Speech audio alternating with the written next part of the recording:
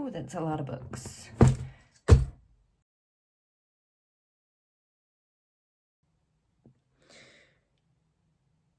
You know, I'm not gonna lie, this better be really embarrassing. I'm about to air out my business to everyone on the internet.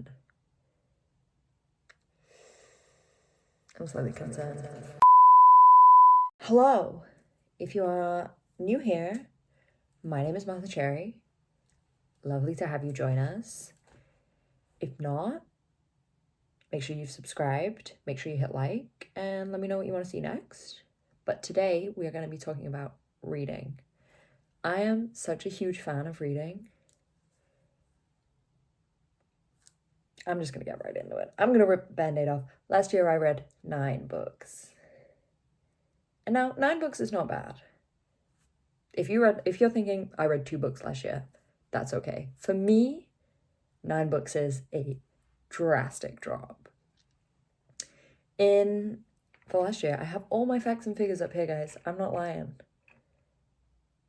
I read 9 books.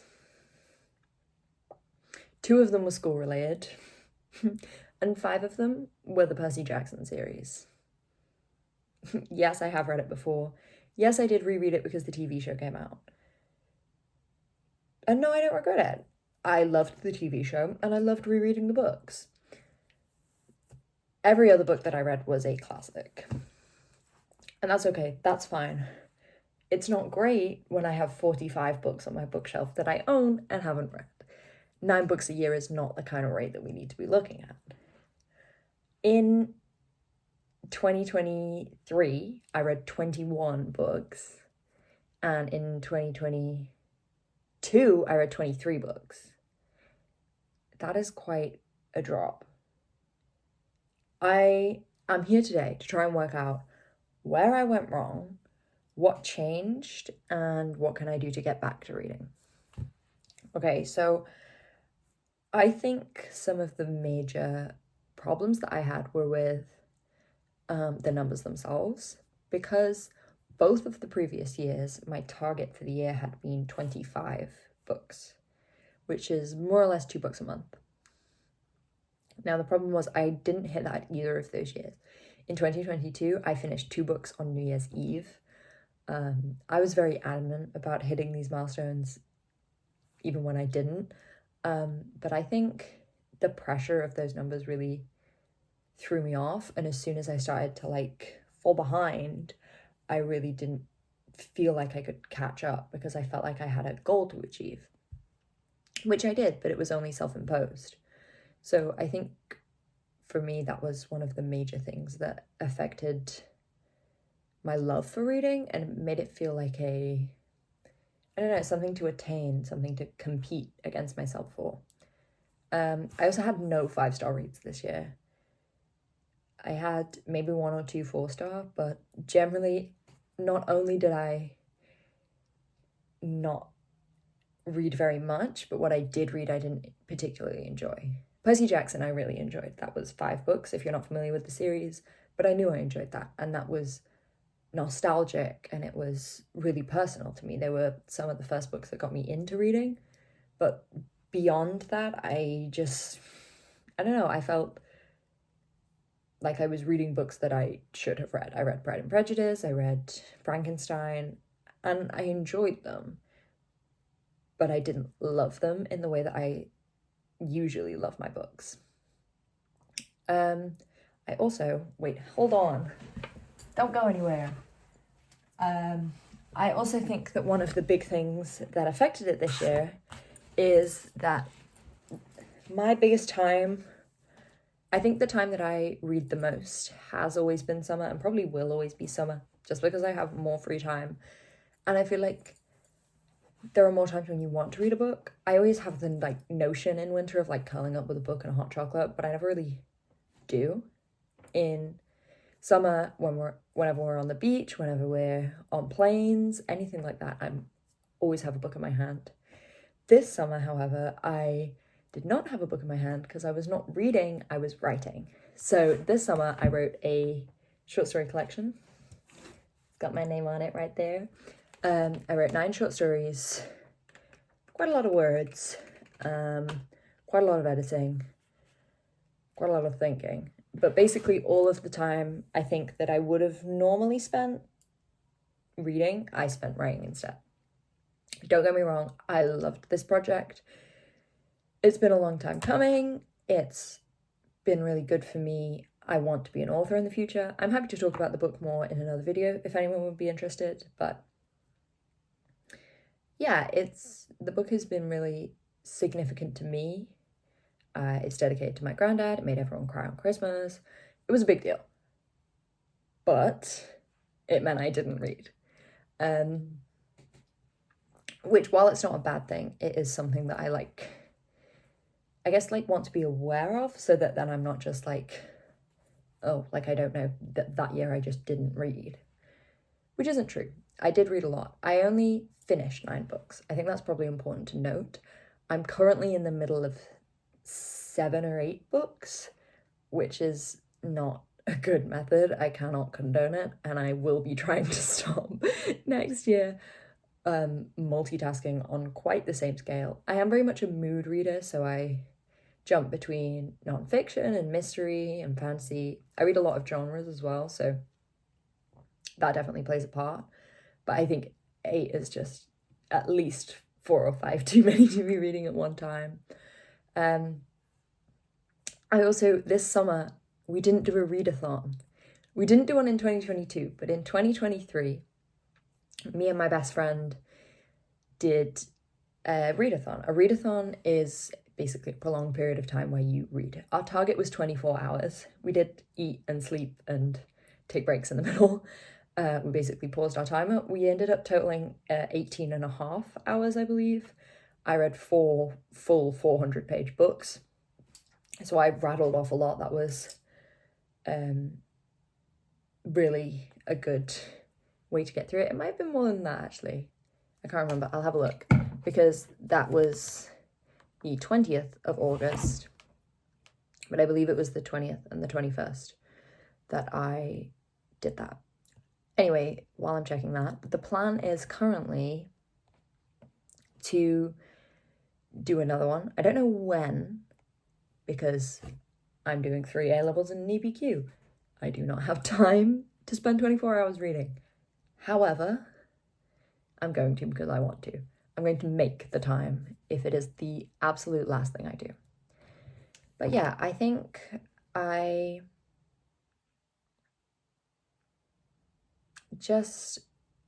don't make an excuse to read. I'm quite a fast reader. I can read a 300, 400 page book in like 4 or 5 hours. So maybe not in one sitting, but a 200-page book I could read in a sitting. So often I feel discouraged when I don't make a lot of progress in a book, like at one time. Less so from a point of view of, oh, like I really, really want to know what happens, but like I really, really want to feel like I'm completing the book. I think that's linked to my idea of having like a point that I want to achieve. Yeah, I think I read maybe 4 or 5 books during those 2 days, but it was really nice because that was all that we were doing. We knew that that was all that we were doing. I would really like to do that again, and I can recommend it. If I do it, let me know if you would like me to vlog. I could do like check-ins. I might do one on my own and just see how far I can get up to, dedicate some proper time. But yeah, I think those are the reasons that I didn't quite read as much as I wanted to this year. I also think that there are some things that I can do to change that. So obviously the readathon is on my bucket list, but if that doesn't happen, some of my plans are taking a book with me everywhere I go. Now, if you know me, I carry a very big bag with me everywhere I go. That is full of rubbish. I take 3 essay subjects, so I normally have at least 4 or 5 books in my bag on any given day, and none of them are for recreational reading. They're all my assigned books. So this is my plan. My magical Kindle. I have had this since I was maybe 10, 11 years old. I have had this Kindle a really long time. It's currently out of charge, which tells you how much I use it. It's so... What am I complaining about? I'm always like, I don't have space. It's too heavy to take books with me everywhere I go. And that's kind of true, but also the solution is right here. So I'm really going to try and start reading on my Kindle. I think the main blockage that I have to that is that I like to own a physical book. Some of them are like, I tap some of them I write in, some of them I just like something to hold, makes me feel like I own the book.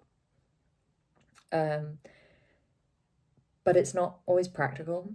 And I think it used to be more important to me than it is now, but I'm out of the habit of reading things on my Kindle. So, yeah, I think that is one step that I'm planning on taking.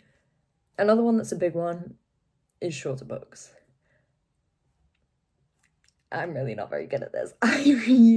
Some of the books I read are obscenely long. I'm going to show you this one that is from the last one in a 3-book series. I will come back to this because we will be talking about this more. But this is The Burning God. It is 600 pages. I didn't even know that. I didn't even know it was that long. Yeah, and they're all about this land. This is actually shorter than the second one. So I'm not banning 600-page books in the new year, which we will get onto in a minute, but I am hoping to read some more slightly shorter ones. I saw someone say, no one's going to beat you up in a parking lot for reading a book over 200 pages. And that was aimed at me, because I have quite a few short books on my shelf. I have small things like Bees, which I believe there was a movie of earlier this year. Last Children of Tokyo, meant to be really good. Again, very short. I think this is under 200 pages. Yeah, that's 136 pages. I could read these in a couple of hours, and over a week I could easily read them, just spending 15 minutes a day. Slightly longer, but still under 200 pages actually, is the Stassi Poetry Circle. And those are just a few of the names that I'm hoping to read in the next year, but I think them being shorter is really going to help, because it won't take me 6 hours to read a book, but maybe 60 minutes. I also want to get back into reading before bed. I used to completely get ready, get into bed, and read. I think that the main reason I don't do that anymore is because I don't have a bedside light, but I will get one, and then I will read, I promise. The other big one is DNFing things that I am just not into. Because I get to a point and I'm like, I've invested so much time into this book, I have to finish it. And then I'm just miserable. It's not worth it. It's not worth it. Nobody is going to jump out of the walls if I say, hey, I didn't like this book. People might come at me in these comments. I just don't like it. I just don't like it. It's fine. I don't even know where I'm up to in this. I'm partly through. I'm quite far through. I'm maybe halfway, 2/3. I think the approach is just going to be, for now, I'm going to put a pin on it, put it to the side. And if I get to a point later in the year and I'm like, okay, now I really want to know what happens in the Atlas 6, I will revisit. But for now, I just don't care. And because I have so many other ones that I'm in the middle of reading, and it's not what I'm excited about, I feel like it just ruins the whole mood. I don't know. I'm sorry, guys. I'm sorry. It's not doing it for me. I'm a fantasy lover, but I don't care. I don't care enough about this book. Yeah, as mentioned before, I have 45 books that I own and have not read. No, I do not need a psychiatric intervention. I will read them, I promise. These are some of the most notable ones. I've talked about a couple of the shorter ones. This year I've really gotten into non-fiction.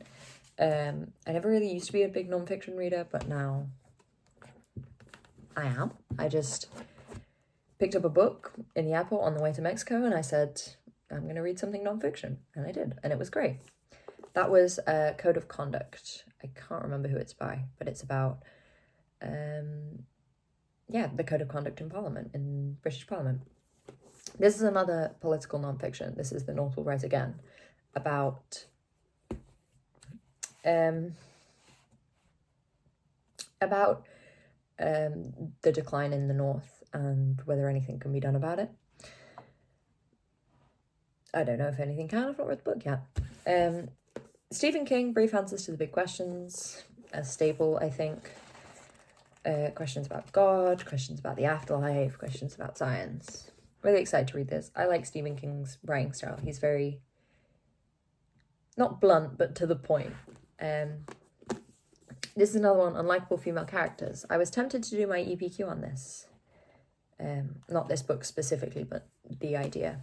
The women pop culture wants you to hate. I know that it talks about Fleabag and other characters like that. I'm really interested in the presentation of women in media. I've done presentations on it before. If you know me, it's a big thing. I'm always talking about it. So that's really exciting.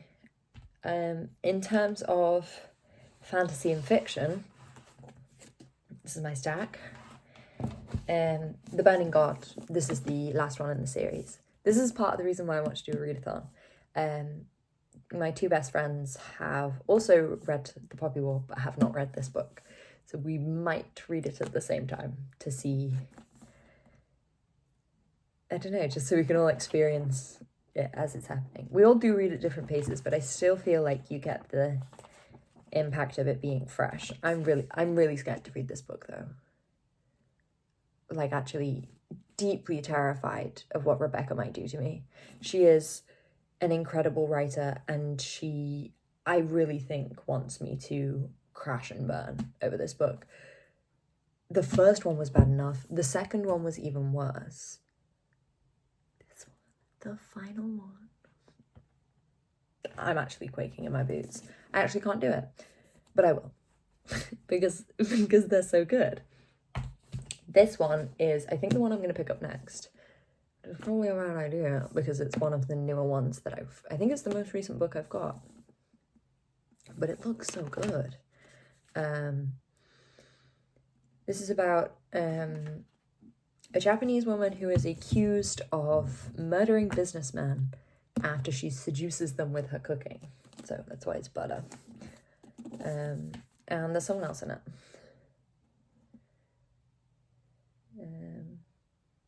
And then a journalist comes to see her. Oh, I like when they involve a journalist. I don't know, it just feels good. But yeah, I'm very excited about this. But again, another really chunky book, which is probably not what I need. Speaking of, why can't I just read a normal-length book? Whose idea was this? This is the third one in the series. I have not picked up this series in so long. This is my other problem with The Poppy War, right? Serious conversation.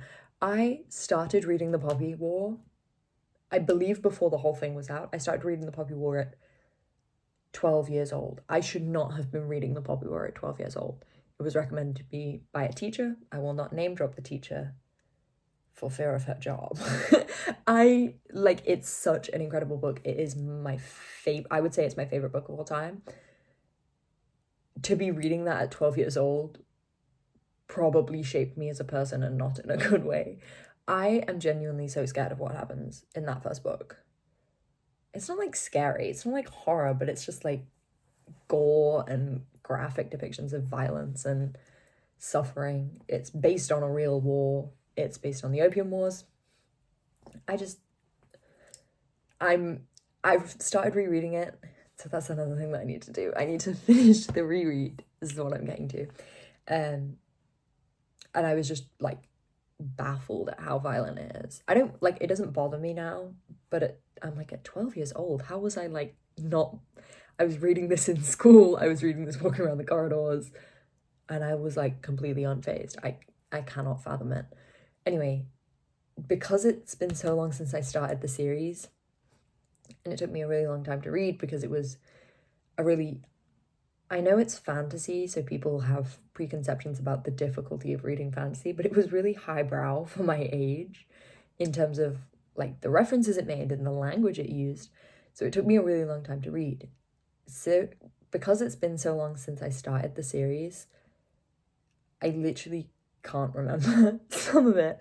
Yes, it is my favorite book still, but there are details about it that I just can't, like, place. And it's been so long since I finished the second book, because the third one wasn't out, that I fear I can't remember the politics. It is a very politically based book. Yes, it is full of action. Yes, it is full of fighting, but the fighting is based in politics that the characters are involved with.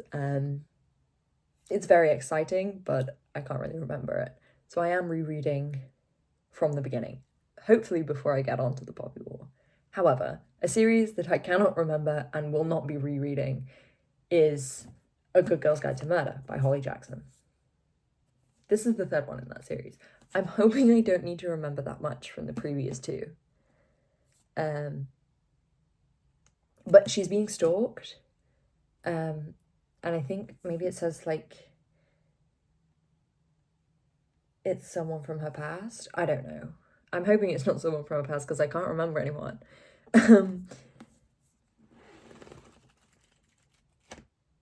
I've heard spoilers about this book. I'm not gonna lie to you. I know some of the things that happen in this book. So I'm a bit like, can I deal with the emotional turmoil that I know I'm gonna put myself through if I read this? But I want it to be done, because then I'll have read the series. And it's not like I've started it and it's bad. I know these are gripping books. I know that these are incredibly crafted mysteries. I really love Holly Jackson. I'm just a little bit scared. So that's a maybe that goes on the pile. This is the pile that's creeping into frame. Oh no. This is a book that I was literally getting books off my shelf and I forgot that I had bought this. This is a like Greek retelling. If you couldn't tell from the Percy Jackson at the beginning of the video, I'm a big Greek mythology fan. I was a fan of Greek mythology before I read Percy Jackson. But I read a lot of books in a kind of encyclopedias from my local library way, not in a kind of well-crafted fiction way. So yeah, that's my... Oh, how many books is that? It's 11 books. I think that's manageable. However, because I have so many that I own and have not read, me buying books is unavoidable, right? I'm not going to pretend that I'm not going to buy books. But for 2025, I hopefully... Am I going to break this? Yeah. My plan is to only buy 5 new books in 2025. I have them planned out. I know exactly what they're going to be. Or what 5 of them are going to be anyway. So I have my list here. Some of these have been on my list for a really long time. Some of these are new releases. Some of these I have been recommended. Some of them I've stumbled across. I will tell you as I go through. I probably didn't need to preface that. But, hold on. There we go. That's better. Oh. My hair is absolutely a state at the minute. Anyway, that's not the point. Top of my list.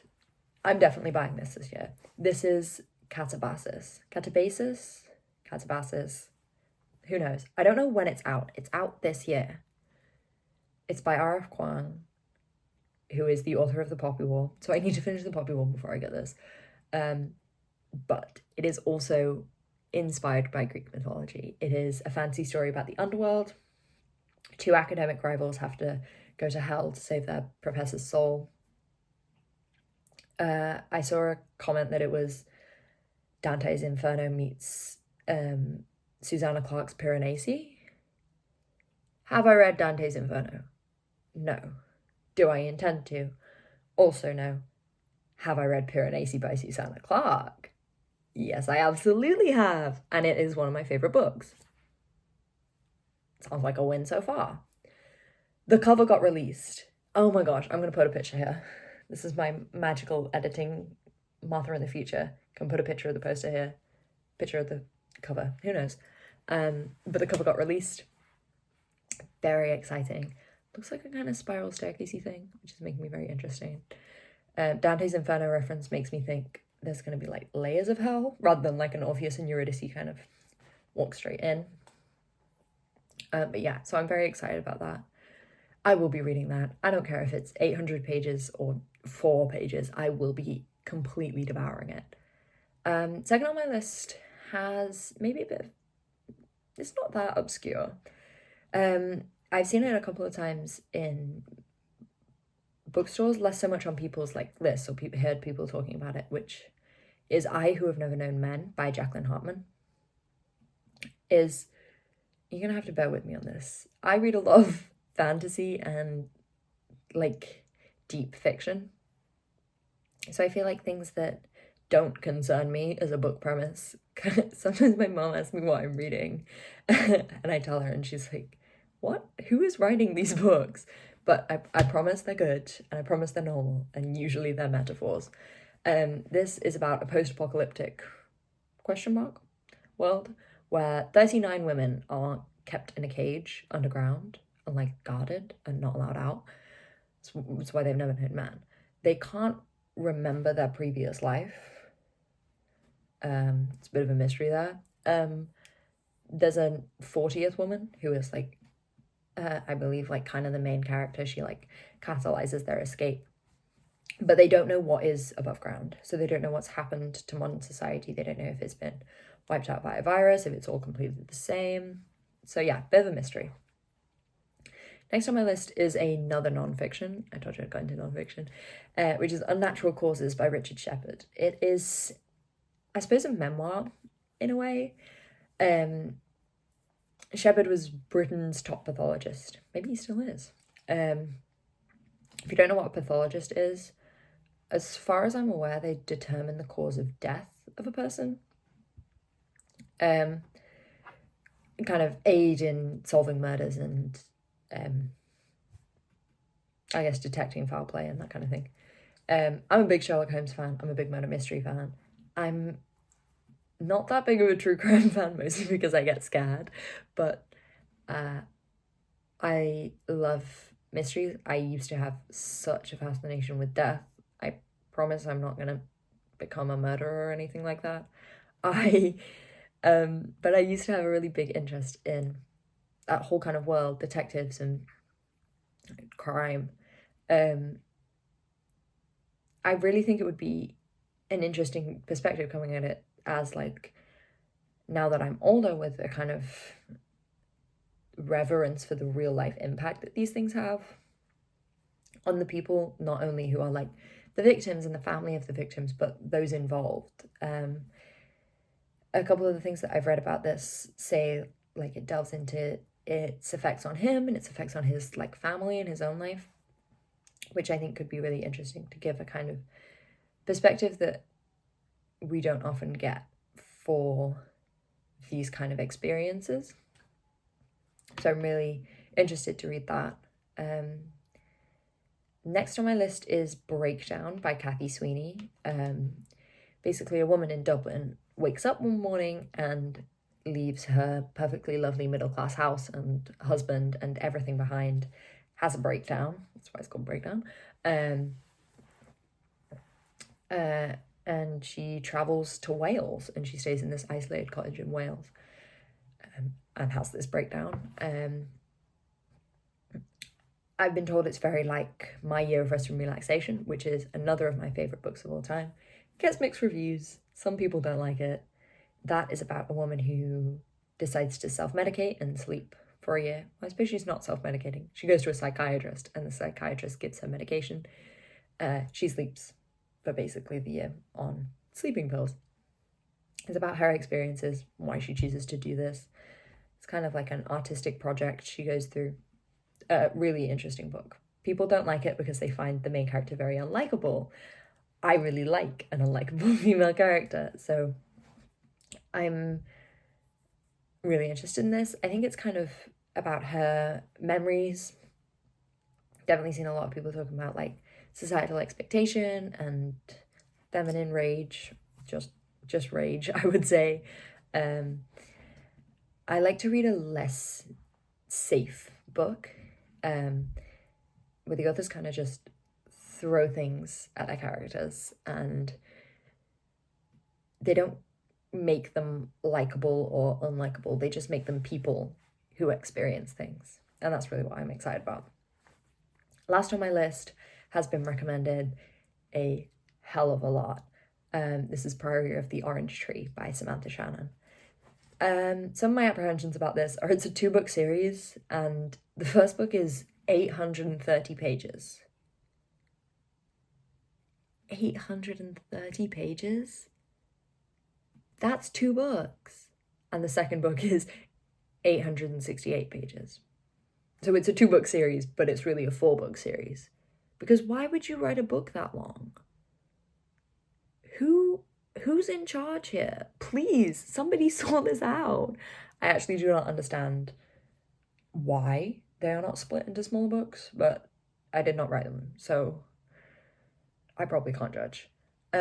All that I know about this, I have read the blurb. I've read several blurbs, and I still can't really work out what it's about.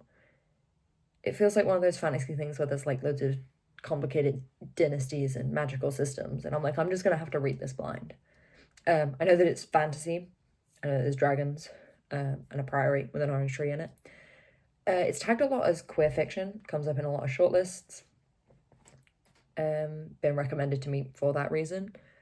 So I'm assuming it's got something to do with queer fiction, but that's about the extent of my knowledge about this book. If you have any reviews on any of the books I mentioned, no spoilers, please. This is a public space. Let's not be spoiling books. But yeah, if you have any recommendations for things you think I might like, I know I said I wasn't going to buy any more books. I also know that I'm lying, so that's okay.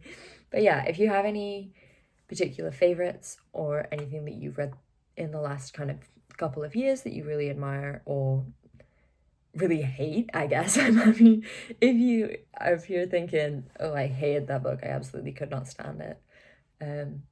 Yeah, do let me know. I think my summary is it's okay to not read a book a week. It's okay to not be one of those people reading 200 books a year. It's okay to get halfway through a book and decide that you absolutely hate it. It is also okay to read a book under 200 pages. And I think those are my main takeaways.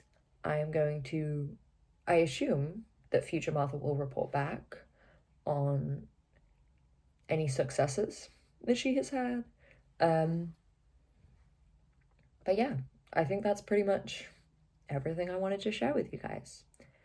Let me know if you want more videos where I'm just kind of talking at the camera. I kind of want to mix up my videos a bit. I don't just want to stick to one thing. I want to play around with formatting and where I am and what I talk about because I have a lot of interests. But yeah, that's it for now. Let me know if there's anything else you want to see from me, and I'll see you next time.